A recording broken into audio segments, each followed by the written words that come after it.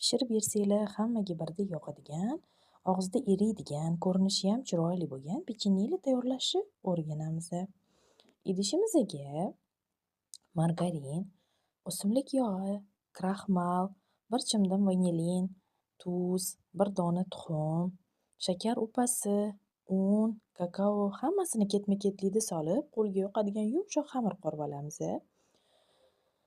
Yong'oqdek zuvlachalarga bo'lib olib, shakarga bulg'alab, pergament solingan listimizga solib, 180 daraja qizdirilgan duxovkada ustilariga chuqurroq is tushirib turib, pishirib olamiz.